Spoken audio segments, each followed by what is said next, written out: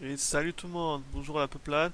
Alors, aujourd'hui on se retrouve pour un nouveau principe, nouvelle vidéo, qui va être de présenter des jeux tout en donnant des astuces et des conseils par rapport à celui-ci. Alors je m'explique. Donc c'est souvent des jeux que je vais choisir qui sont assez difficiles et qui sont pas très connus en fait. Et donc moi je vais essayer de vous présenter comme dans un let's play. On va découvrir le jeu ensemble, je vais vous donner mon avis bien entendu, un peu mon expérience et vous dire deux trois astuces pour bien avancer dans le jeu. Parce que c'est pas des jeux très faciles et il arrive souvent, par exemple, que on trouve pas un guide ou alors que le guide soit en anglais ou tout simplement que le guide soit mal foutu, qui permettent pas de nous faire avancer dans le jeu. Je sais ce que c'est, ça m'est déjà arrivé plusieurs fois. Mais avant de commencer tout ça, je vais me présenter. Donc je suis Sonic, j'ai 25 ans, Julien pour les intimes si vous voulez, et donc je suis un des membres de la Prime Gaming que vous retrouvez toutes les semaines, bien entendu, sur notre site où le principe était de présenter un jeu dans une même pièce entre potes. Pour faire découvrir ce qu'on en pense, bien se marrer dessus et tout. Mais là aujourd'hui je vais partir sur un nouveau principe, ça va être une vidéo en solo, donc comme moi bien entendu, sur des jeux comme je disais très difficiles et qui me tiennent à cœur. Donc des jeux que j'ai déjà fait, voire fini. Pour ça que je vous donnerai des astuces par rapport à ça. Donc aujourd'hui on est sur Heretic. Alors Heretic c'est un FPS old school de l'époque qui date de 1994. Donc ceux qui ont une bonne mémoire, c'est 2 ans après tout. Donc voilà, c'est quand même très très proche les deux. Mais vous allez voir, même si il y a des subtilités entre les deux, même s'ils sont très proches dans le concept, bien entendu, ils sont fondamentalement différents. Et là, vous voyez assez vite 3D Engine, John Carmack et producteur, c'est-à-dire producteur John Romero. Qui sont ces deux mecs? C'est les deux créateurs de Doom, tout simplement, qui ont participé à ce jeu. Donc c'est quand même pas n'importe quel idiot qu'on travaille dessus, si vous voulez, hein. Et les mecs qui ont produit ça, à part les deux là, c'est Raven Software. Raven Software, ils sont connus pour avoir fait Soldier of Fortune 1 et 2, qui se basait sur un moteur graphique qui permettait de démembrer ses ennemis. Je sais pas si vous vous rappelez, quand on tire dans la jambe, ça lui arrachait la jambe, quand on lui tire dans le bras, ça lui arrachait le bras, et le mec continuait quand même à vous tirer dessus. Donc c'est très bon jeu à part entière. Peut-être qu'on les fera, mais là c'est pas le jour aujourd'hui. Qui sont super intéressants. Et à l'époque, bien sûr, c'est des studios qui ont plus de 20 ans maintenant. Ils développaient ce genre de jeu, hérétique. Donc on va lancer tout de suite. On va voir un peu à quoi ça ressemble. Alors, là vous voyez trois noms. Bon, je préfère le dire tout de suite, il y a des fautes. Le jeu est en français, mais il y a des fautes d'orthographe qui brûlent pas mal les yeux quand même. Mais bon, c'est un petit détail. Donc on a la Cité des Damnés, la Bouche de l'Enfer et le tome de Sparil ou d'Asparil. Je pense que c'est Asparil. Et en fait, si vous voulez, à chaque fois c'est un chapitre. À chaque fois, le jeu est découpé. Trois chapitres, trois difficultés aussi, parce que plus vous avancez dans les chapitres, plus c'est dur forcément. Et ça suit une trame. C'est-à-dire que dans les premiers chapitres, vous êtes plutôt en externe. Il y a énormément d'éléments et de décors type médiéval. Ça, j'aime beaucoup personnellement. Et quand même, on a l'impression qu'on est dans quelque chose qu'on connaît. Et plus on avance, plus on rentre dans l'enfer, on rentre dans les souterrains pour enfin finir dans la glace, dans le dôme du grand boss, si vous voulez. Qui est un petit peu à part, c'est très froid, on est déjà coupé de tout, il n'y a plus d'éléments extérieurs, c'est quand même. On sent qu'on rentre dans le vif du sujet, quoi. Donc à vous de choisir. Sachez juste que c'est pas mal de commencer par le premier, ne serait-ce que pour l'histoire, même si elle n'est pas incroyable. Ça permet quand même de savoir par quoi on commence, quoi. Et une autre petite chose à savoir, c'est que quand vous démarrez un chapitre, un nouveau chapitre, vous perdez tout ce que vous avez eu avant. C'est pas la peine de se dire tiens, je vais avoir toutes mes armes, tous mes objets, parce que vous allez voir, il y a des objets dans ce jeu. C'est pas la peine, il faut recommencer à poil, mais alors complet, entre chaque chapitre. Ça, c'est super intéressant. Ça se faisait à l'époque, beaucoup moins maintenant, même pas du tout maintenant. Et je trouve ce principe génial parce qu'on a vraiment l'impression de passer à autre chose. On va choisir le premier chapitre, bien sûr. Et là, qu'est-ce qu'on voit? On voit 5 phrases. Vous allez vous dire, mais c'est quoi ce délire? Qu'est-ce que ça représente? Pour les plus jeunes qui n'ont pas connu. Donc en fait, c'est les modes de difficulté. C'est-à-dire du plus bas au plus haut, partant du haut, hein. Donc, plutôt que de mettre facile, moyen, très difficile, ils mettent souvent, ils ont mis des phrases assez trollesques en plus. Donc super intéressante. Vous avez besoin d'un nouveau, je crois que c'est un nouveau médecin, ou je sais pas quoi. Un trouillard tué. Voilà, t'es un trouillard, quoi. Donc on est là, vous voyez, on est dans les modes de difficulté faciles. Emmenez-les-moi. Bon là, emmenez-les-moi déjà, on est dans le mode intermédiaire, c'est déjà plus sympa. C'est le mode moyen. Ah, les petits bugs en arrière-plan, ça c'est normal, ça arrive souvent. Tu es un maître meurtrier avec la petite deux fautes d'ailleurs dans la phrase. Pour ça c'est voilà, c'est que quand même on est voilà. Hop là. Alors et le dernier pardon qui était la peste noire. Bon, la peste noire c'est le dernier mode de difficulté, c'est le plus difficile. Et moi pour avoir fait le jeu comme ça, je peux vous garantir que les munitions sont rares, la vie il y en a pas beaucoup et les ennemis sont très très voraces. Donc faut vraiment avoir l'habitude de ce genre de jeu, hein. La peste noire c'est ça porte bien son nom. Donc j'ai lancé le jeu directement parce que il a tendance à bugger. C'est des vieux jeux, donc des fois il bug tout simplement. Et un détail assez important, pour lancer ce type de jeu, par exemple, je vous conseille Skulltag, qui est un logiciel qu'on trouve très facilement, qui a aucun problème sur internet. Vous tapez Skulltag, Skulltag. Je vous le mettrai peut-être dans la description, qui va vous permettre de lancer tous vos jeux de l'époque, comme ça, les Doom, Heretic, Exen, tous ces jeux-là. Vous téléchargez les jeux à côté et vous lancez avec ce logiciel. Bon, vous comme vous voyez, il y a des petits bugs de temps en temps, mais c'est super pratique, c'est très efficace. Personnellement, surtout, j'ai jamais eu de bug ni rien. Donc on démarre directement le jeu, on va lancer, on va rentrer directement dans le but. Allez, c'est parti. Donc là, vous voyez, on démarre directement, pas d'intro, pas de scénario, des ennemis, tout de suite. Donc c'est typique de l'époque. On vous briefe pas, hein, donc c'est de l'action, on sait qu'il faut survivre, on sait qu'il faut avancer. Donc on est directement lancé dans le but du sujet. Voilà, des petits diablotins. Alors pour recentrer l'histoire, on est une sorte de d'hérétique, hein, comme le nom du jeu. Moine, sorcier un peu à la fois aussi. Vous allez comprendre un peu après pourquoi. Et on doit débarrasser les forces du mal à travers trois mondes, trois chapitres. Alors les chapitres, vous voyez, ça s'appelle comme ça. Là c'est la carte du jeu, c'est très pratique ça. E1 et M1, qu'est-ce que ça veut dire? E c'est l'épisode, donc ça veut dire épisode 1, chapitre 1, on est bien ça. Et M c'est la map. Map 1, carte numéro 1, c'est bien ça. Et les docs en français. Vous voyez en haut les secrets, parce que ce jeu est bourré de secrets, comme dans Doom forcément. Vous voyez, je fais beaucoup de comparaisons à Doom, mais parce que c'est le même style de jeu, mais il y a quand même des, comme je disais, des différences assez monstrueuses entre les deux. Et le nombre de monstres. Le nombre de monstres, ça sert à faire un 100% à la fin, vous verrez. Donc c'est à tout moment on peut savoir, tiens, j'ai raté un secret, tiens, ça veut dire qu'il manque un secret. C'est très pratique, je vous le dis honnêtement, c'est super pratique. Alors là, on voit les espèces de petites boulettes là, c'est des munitions. Eh oui, c'est des munitions pour mon arme là, l'espèce de canne qui part à l'infini, contrairement à ce qu'on pourrait croire, et qui permet de lancer ces petits tirs. C'est l'arme de base du jeu, c'est pas génial, je vous le dis honnêtement. Et ça, c'est des fioles qui vous permettent de régénérer votre vie. Vous voyez en bas à gauche, une espèce de petite fiole bleue qui représente ma vie tout simplement. Et en bas à droite, totalement en bas à droite, j'ai les petites boules là qui sont mes munitions. Donc à tout moment on sait que voilà, j'ai tant de vie, tant de munitions. Et là, vous allez voir, là je sais, dans le jeu, contrairement à Doom par contre, on peut courir. Vous voyez, là je cours. C'est assez rapide, hein, vous voyez bien, hop. C'est très rapide même. Et on peut sauter. Hop, hop. C'est super pratique dans le sens qu'il y a des passages comme là, je vais vous montrer. Pour accéder là-haut, sur cette petite plateforme, vous allez me dire, mais on peut pas. Qu'est-ce que tu fais? Bien, regardez, viens. Hop, je cours et je monte directement. Ça permet de skipper une partie du niveau, et parfois c'est carrément indispensable. Donc sachez le maîtriser dès le début du jeu. Et là vous allez voir, qu'est-ce que c'est que ce petit truc? C'est un livre. Un livre magique, et qui a son importance, même assez cruciale. Vous allez voir. Là, vous avez une barre d'inventaire en bas. À tout moment, vous appuyez sur 1, 2, 3, c'est vous qui configurez après. Et qui va me permettre de choisir des objets.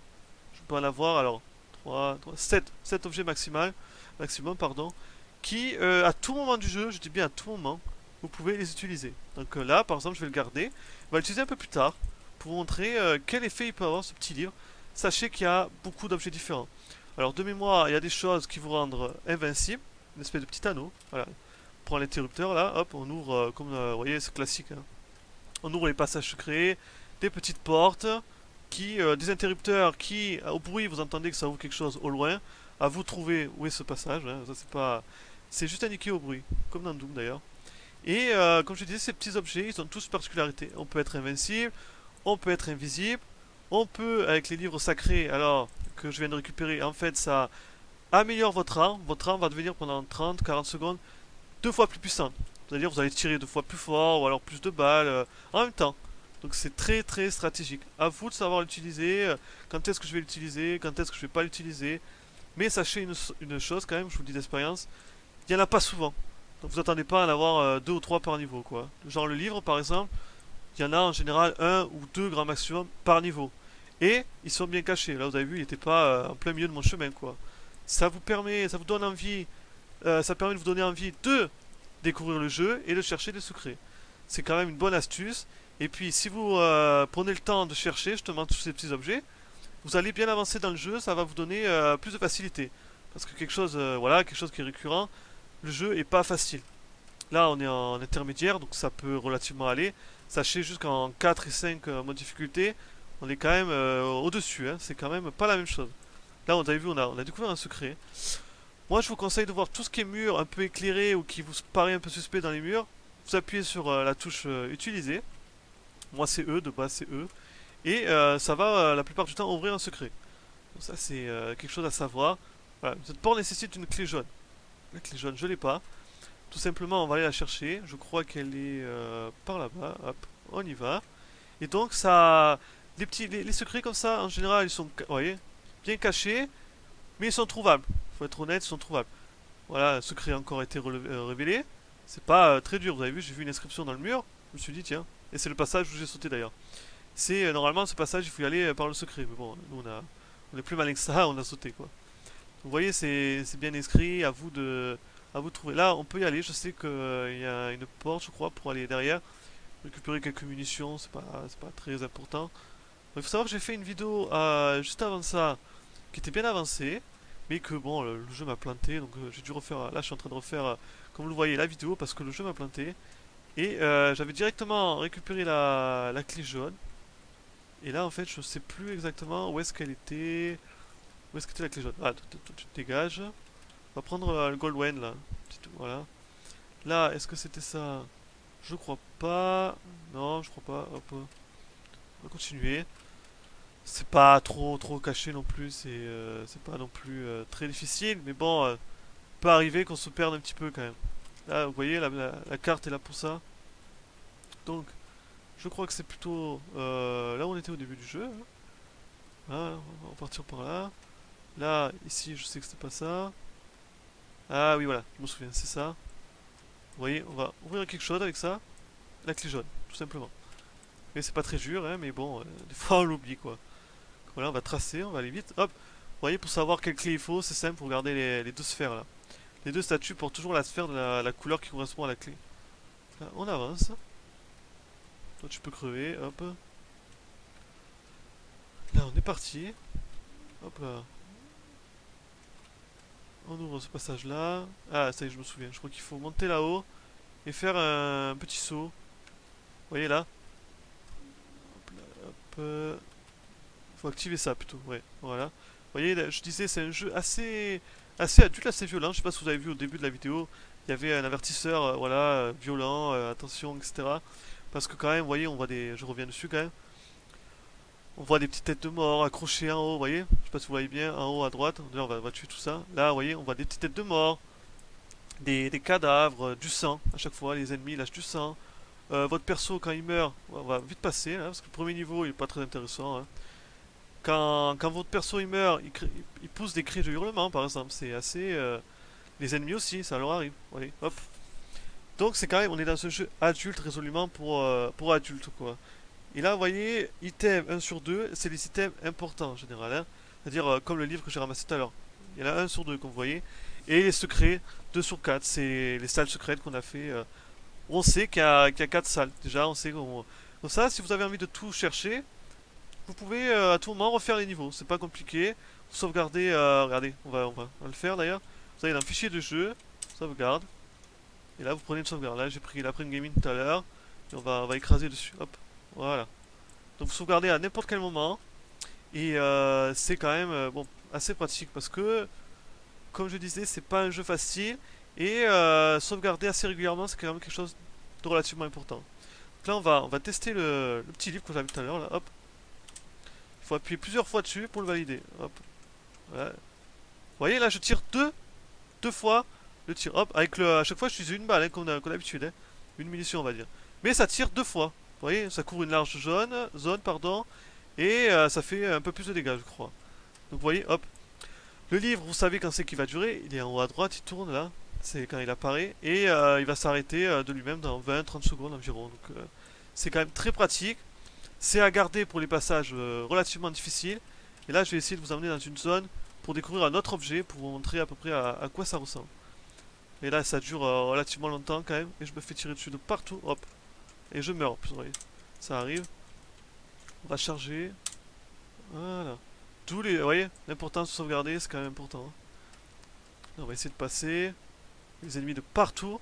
En fait, si vous les tuez pas, ils vont rester dans la zone que vous avez laissée. Mais quand vous reviendrez, ils sont toujours là, quoi. Donc des fois, on est un peu surpris. On a oublié, tiens, merde, j'avais oublié qu'il y a tel ennemi. Et hop, on est assez spammé. L'erreur que j'ai faite, c'est que j'ai pas pris l'arbalète qu'il y avait dans le niveau d'avant, je crois. Je sais plus où elle était, mais elle y était. Et qui est l'arme au-dessus, quoi. Quand même un peu plus sympa que la canne, là, la canne magique que j'ai. Qui est pas géniale, mais bon, l'arme de base. Voilà. Là, vous voyez, je récupère des munitions vertes qui représentent l'arbalète juste après. Hop, allez, crève, crève. Voilà. On va tracer. On va récupérer un peu de vie. On va essayer de faire gaffe. Voilà. Je sais qu'à chaque porte, il y a un diablotin. Ou presque. Voilà. Une sur deux, il y a un diablotin. Ça, c'est pour vous surprendre. Il y a plein de pièges comme ça. Regardez, là, c'est un petit bug. Les ennemis, ils sont derrière le mur. Et ils vous spamment. Ils vous tirent dessus. Et comme dans Doom, regardez. Les ennemis se tirent entre eux. Toi, tu vas tirer dessus. Ben, je vais te tirer dessus. Hop, je vais te taper. Ils se cherchent, ils se cherchent. Bon, là, c'est parce qu'il y a le mur, donc ils arrivent pas. Mais normalement, ils arrivent. Hop, on va prendre la Gold One. On va y aller. Avec eux, c'est pas mal efficace, les gantelets, là. Hop, on va passer assez vite. Hop là. Eux, c'est un peu moins efficace, mais bon. Là, je vais vous montrer surtout une autre arme. Qui est ici, voilà, parfait. L'arbalète, qui est quand même un poil plus efficace, quand même, faut le dire. Voilà. Là, on récupère une clé. La clé jaune. C'est toujours affiché. En plus, c'est en français, donc il n'y a pas de. Il n'y a pas d'excuse, on va dire. Hop, voilà. Regardez, les ennemis sont réguliers, ils sont tout le temps là. Ils font relativement mal si on les laisse faire. Vous avez vu, ma vie elle baisse quand même pas mal.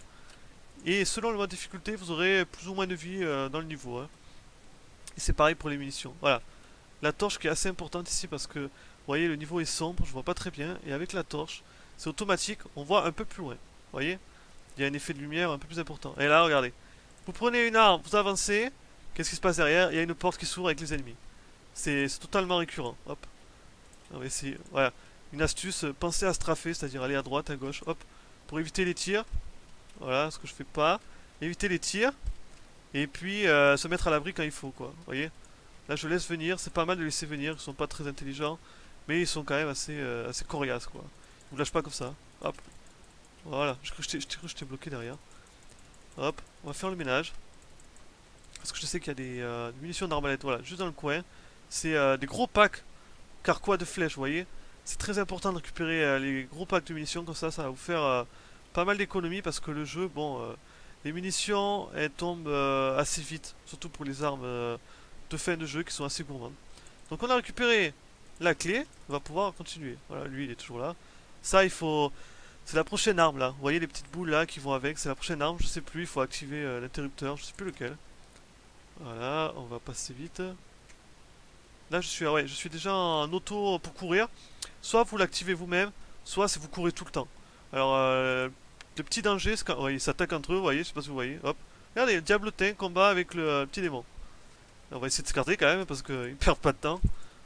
On va sauvegarder les amis parce que voilà. J'ai pas envie de mourir ici. Vous voyez, donc ils sont hop, coriaces quand même, hein. Pouh, lâche pas. Je suis à 4 de vie, c'est chaud. Là, en haut, je voulais vous montrer le. Où est-ce qu'il est? Il n'est pas, alors qu'on a d'habitude il est. Normalement, il y a un petit écu là-haut qui représente l'armure, tout simplement. L'écu, c'est une espèce de bouclier rond en fer qui correspond au Moyen-Âge, qui existait vraiment. Vous voyez, hop, je le vois pas. Alors que normalement, il devrait y être, c'est pas grave. C'est un petit bouclier rond, tout simplement. Hop. On va essayer d'aller jusqu'à cet objet que je vais vous montrer. Voilà, on récupère de la vie. On peut récupérer des potions de vie qui s'appellent des quartz. Qui, à tout moment, voilà, on va utiliser le super. Voilà, regardez, le livre magique pour faire un peu le ménage. Regardez, je tire 3 carreaux pour un seul carreau à chaque fois, hein. Donc, il n'y a pas, je tire 3 carreaux, je perds trois balles, hein. Pas du tout. Trois flèches. Hop. C'est l'effet, il se cumule sur toutes les armes, n'importe quelle arme. Et quand vous switchez d'arme, et ben ça marche pour les autres aussi. Ah mince. Là je meurs. C'est pas très grave, je suis juste à côté. L'effet, on va utiliser le bouquin tout de suite d'ailleurs. Voilà. Hop, on trace. Ça c'est de mettre courir en auto On va beaucoup plus vite, mais on va moyen l'action, quoi. Ça va très très vite. Essayez de pas mourir. Ça prouve la difficulté. Je suis juste en intermédiaire. Et en peste noire, je peux vous assurer que c'est quand même autre chose. Hein. Donc on peut pas, à mon avis, faire une vidéo en peste noire. Il faut être très très très concentré. Ah, voilà, regardez, avec la torche, on voit très bien. Alors que sans la torche, c'est noir, on voit pas bien. Les pièges s'enchaînent, quoi. Là, je sais qu'il y a un secret. Faut le savoir, mais moi je le sais parce que j'ai fait le jeu. Hop, voilà. Alors les petites boules là, ça me rappelle, pour ceux qui connaissent dans World of Warcraft, à URBS, les petits œufs de dragonnet. Là où il y avait Leroy Jenkins. Vous voyez au loin là, quand vous tirez dessus, ça explose et ça fait des dégâts. Sachez-le quand même. Donc moi je vous conseille quand même de pas mettre l'autorun au début, d'essayer de trouver tous les secrets comme je vous ai dit, parce qu'il y a énormément de munitions, du soin à chaque fois, et de bien choisir vos armes. N'utilisez pas tout le temps les armes les plus puissantes pour le début du jeu par exemple. Essayez de garder un peu vos munitions. Là par exemple j'ai deux carreaux, je sais que je vais revenir hop, au gauntlet ou bien au gold wand là. C'est pas terrible, je vous le dis honnêtement. Les bombes à retardement c'est un objet aussi que vous pouvez mettre, ça fait des bombes, c'est des petites bombes qui vont exploser. C'est pas génial mais bon. Regardez, un secret a été révélé, hop, hop là, et normalement. Là il y a les gauntlets, ça je sais. Mais surtout, hop là, est-ce qu'il y serait? Non. Vous voyez, ça met des espèces de petites bombes. Voilà, on va essayer de le spammer. On va essayer de le montrer, surtout les petites bombes. Là, comme ça va exploser. Boum, vous avez vu? C'est très rapide en plus, donc très dur à utiliser. Allez, allez, allez. Ah, vous voyez qu'on a plus de carreaux, on est quand même embêté quoi. Voilà, j'en récupère un petit peu. De quoi le dégommer. Ah, purée. Bon, c'est pas grave. On sait, j'aime bien parce qu'il y a le nom du gars qui vous a tué avant. Donc en fait, les objets c'est aléatoire, ça je savais pas, je viens de le découvrir. Tout à l'heure j'avais l'anneau d'invincibilité, qui est super sympa, comme le Berserk dans Doom. Et bon là ils l'ont remplacé, ils ont juste mis les gants en fait. Ça dépend les niveaux, ça dépend le. Il y a une petite part de RNG. Hop. Au niveau des secrets, donc c'est quand même assez sympa. On va réessayer, voir s'il y est. Puis on va arrêter la vidéo là. Déjà vous avez vu pas mal de gameplay, comment ça fonctionne. Hop. N'oubliez pas aussi de garder vos objets les plus importants. N'utilisez pas le livre par exemple au niveau 2 ou 3 quoi. C'est pas. C'est super sympa, c'est vrai, mais bon, là je le fais pour la vidéo, mais c'est pas très pratique quoi. Vous allez voir que les derniers niveaux des chapitres sont en général très très très très corsés. Mais alors vraiment très dur. Hein. Allez, on va essayer de dégommer tout ça. Allez, crève, voilà. Hop. Au moins vous saurez où il y a des secrets. Hop, on va ouvrir, voilà. Là ils ont pas mis l'anneau encore. D'habitude il y a un petit anneau là. Bon, c'est pas grave. Je pense on va arrêter la vidéo là. Vous avez déjà bien vu une grosse partie du gameplay du jeu. Après, c'est pas foncièrement différent, mais les niveaux deviennent de plus en plus complexes, de plus en plus durs aussi, avec pas mal de secrets. Donc j'espère que ça vous aura plu pour une première vidéo et que vous irez essayer un petit peu, histoire de voir à quoi ça ressemble, si ça vous plaît ou pas. Moi en tout cas, je vous le conseille. Si vous aimez les FPS à l'ancienne, c'est un des meilleurs pour moi, avec tout. Et ça vaut vraiment le coup d'essayer, sachant qu'il se trouve gratuitement. Et que c'est pareil pour Skulltag, le logiciel que je vous ai dit, ça se trouve gratuitement. Donc voilà, on va s'arrêter là. Je vous fais des bisous et je vous dis à la prochaine fois. Salut tout le monde.